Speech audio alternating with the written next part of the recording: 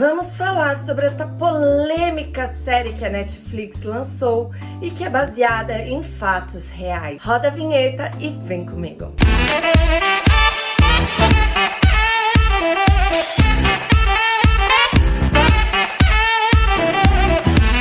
Hoje eu vou falar sobre Dahmer, um canibal americano, uma série lançada pela Netflix semana passada e que foi muito polemizada. Mas ao contrário de muitas pessoas que estão na internet contando e recontando a história desse assassino, eu gostaria de dar a minha opinião sobre essa série. Além de ser uma série extremamente bem feita, com luz, efeitos e atores extremamente excepcionais, não temos o que falar em relação a isso, tá, galera? Evan Peters, o ator que está interpretando o Jeffrey Dahmer, o assassino canibal, ele está excelente no papel e já vem também com um histórico muito peculiar e muito direcionado a esse tipo de estudo e papel que é relacionado a vilões e serial killers, psicopatas. Então ele já vem fazendo a sua carreira mediante a esses tipos de personagem. E ele mandou muito bem no personagem, a gente não tem o que falar. E eu também vou assumir uma outra coisa aqui. Eu não consegui assistir a série inteira. Pra mim foi muito chocante, principalmente pelo fato de ser uma história extremamente real e contada com tanta veracidade. Então, são coisas que me abalaram, me chocaram um pouco. Então, eu, Lola, não consegui assistir a série inteira. Assisti alguns frames aqui, algumas coisas ali, assisti alguns episódios, mas não foi algo que chamou minha atenção ou que eu também vá aqui no meu canal abrir espaço para ser uma indicação da Lola, tá? Então não é uma indicação, mas também é algo que eu gostaria de comentar e dar a minha opinião. Mas duas coisas que eu gostaria de comentar antes de entrar na minha opinião é que a série, ela se posicionou em relação à sexualidade de Dahmer e também mostrou uma realidade muito bruta, mas muito verdadeira, que foi o fato de como ele conseguiu driblar durante esses 10 anos, assassinando 17 adolescentes, simplesmente por ele ser o que ele é e aparenta.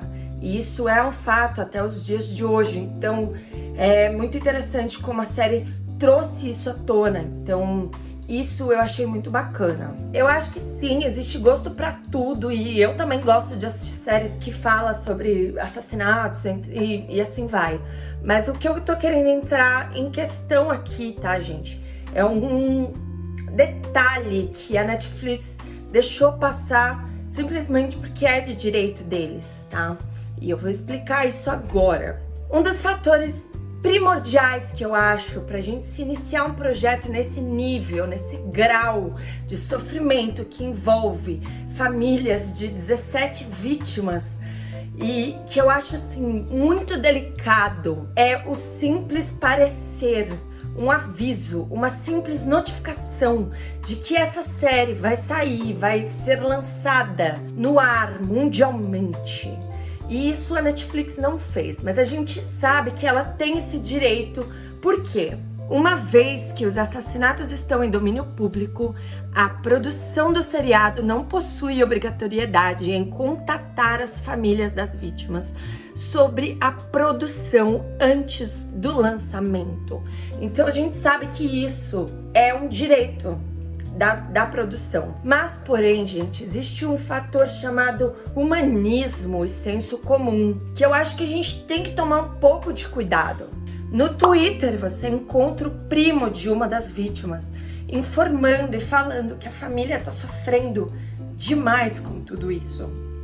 E ele fala que ele sabe sobre esse fato deles não precisarem notificar as famílias.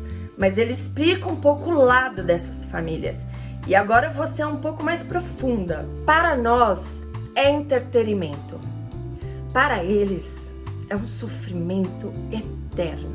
Depois que ele citou sobre o sofrimento da família, ele também relatou sobre a cena que uma atriz interpreta exatamente igual a prima dele no tribunal, encarando o serial killer que comeu o seu irmão.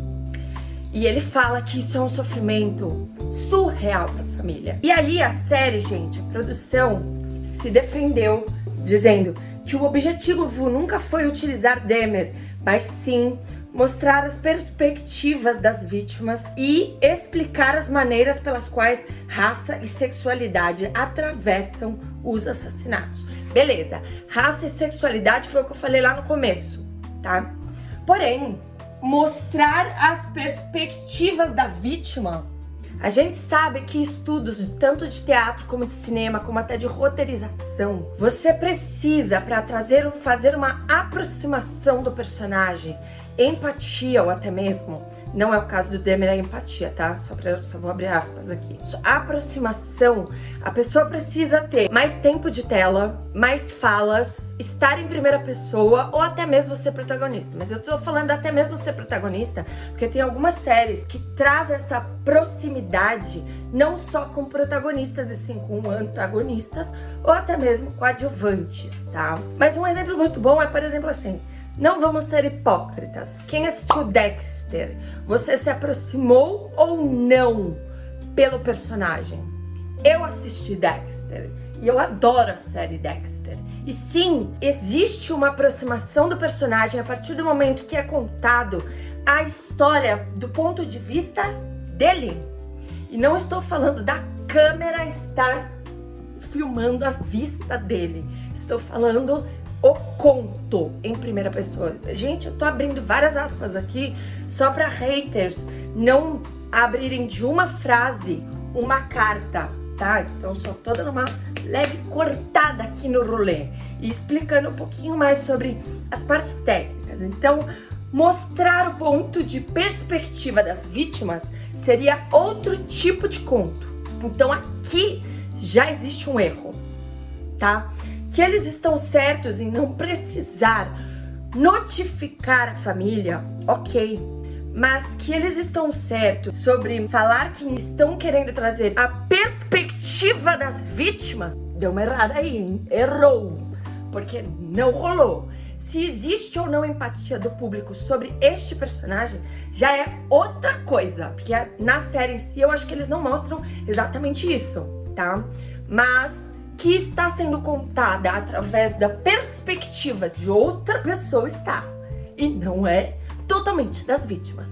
E sobre eles estarem certos de notificar a família, eu também gostaria de entrar num raciocínio aqui. Imagina você tem um filho e você alimenta todos os dias o seu filho.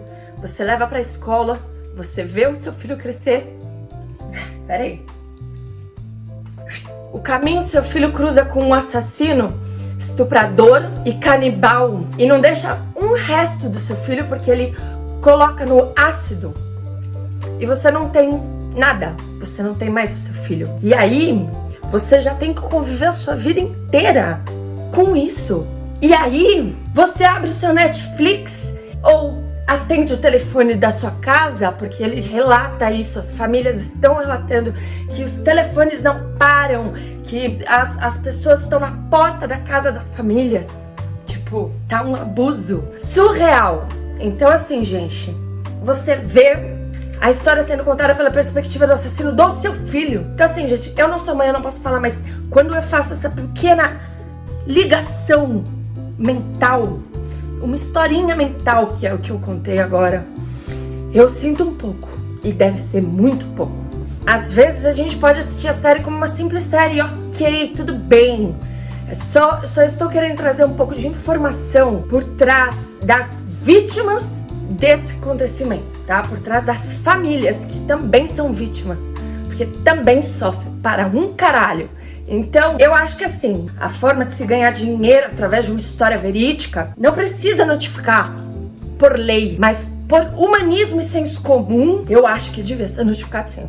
Então, esta é a minha opinião somente, tá, gente? Isso daqui não é uma questão de, certo e errado, não devem assistir. Não é uma questão disso. É só uma questão de eu trazer um pouco de informação para nós seres pensantes, que também quer saber um pouco de informação sobre essa história e o que essa história está ocasionando em pessoas reais, tá? Que é muito importante a gente, às vezes, sair da tela de telespectador somente e também ter um pouco de humanismo e senso comum. É só isso. Mas fica aqui a minha opinião, de novo. Eu tinha que dar minha opinião até para poder trazer essa matéria em relação às famílias das vítimas.